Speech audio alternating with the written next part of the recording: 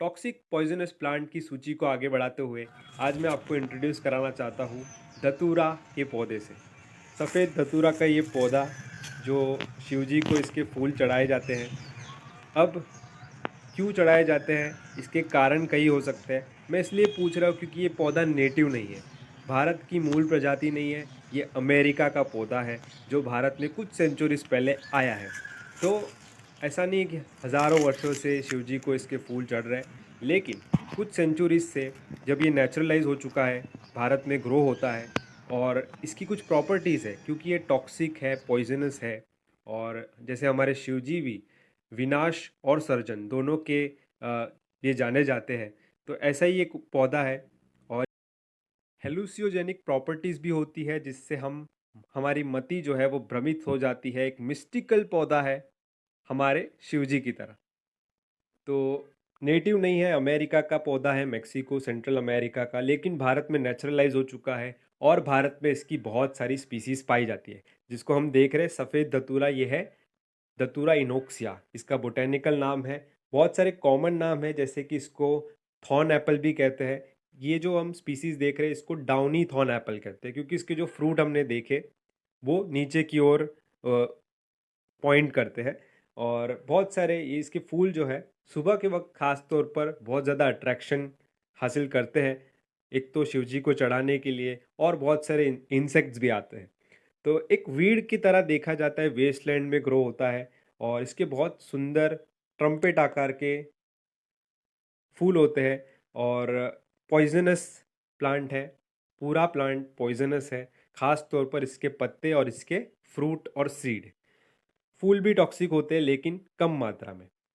तो ये जो धतूरा इनोक्सिया है, इसको आइडेंटिफाई कैसे करें, तो मैं आपको यहाँ पर दे दूंगा, मेंशन करूँगा कि कैसे इनकी डिफरेंट स्पीसीज, जैसे धतूरा मेटल है, धतूरा स्टेमोनियम है, तो इनमें से कैसे इनको पहचानना है, ये वाली स्पीसीज को। तो ये जो प्लांट है वैसे तो हर्बेशियस एन्युअल और ब्रांच्ड पौधा होता है, छोटा सा पौधा है। भारत में इसको मेडिसिनली और रीजनल रिलीजियस पर्पसेस के लिए यूज़ किया जाता है। और बड़े बड़े फूल आते हैं। फ्रूट पे जैसे हम देख रहे हैं स्पाइनी फ्रूट होता है, एक कैप्सूल होता है। साथ ही में अगर इसके यूजेस की बात करें तो टॉक्सिक पॉइजनस होने के साथ साथ इसके बहुत सारे मेडिसिनल यूजेस हैं। लेकिन ये सारी इंफॉर्मेशन जो है सुपरविजन में होती है, तो ऐसा नहीं है कि डायरेक्टली इसको कंज्यूम किया जाए। बहुत सारे इसकी प्रोसेसिंग होती है, फिर इसको यूज़ किया जा सकता है। तो अगर इसके पॉइजन की बात ही करूँ तो कुछ कंपाउंड्स है टॉक्सिक, जैसे कि इसमें ट्रोपेन एल्कोलॉइड्स पाए जाते हैं, तो इसी से इसकी टॉक्सिसिटी आती है। और हर एक पार्ट में इसका टॉक्सिक एलिमेंट मौजूद होता है, जैसे एट्रोपाइन, कोपलमाइन, हीकोस्कमाइन। तो ये सारे अल्कोलॉइड इफेक्ट्स जो है ये हमारे नर्वस सिस्टम पर असर करते हैं। कुछ सिम्टम्स देखे जाते हैं, जैसे कि हेलुसिनेशन होना, आपकी हार्ट रेट बहुत बढ़ जाती है। तो इससे कई डेथ के केसेस भी हुए हैं।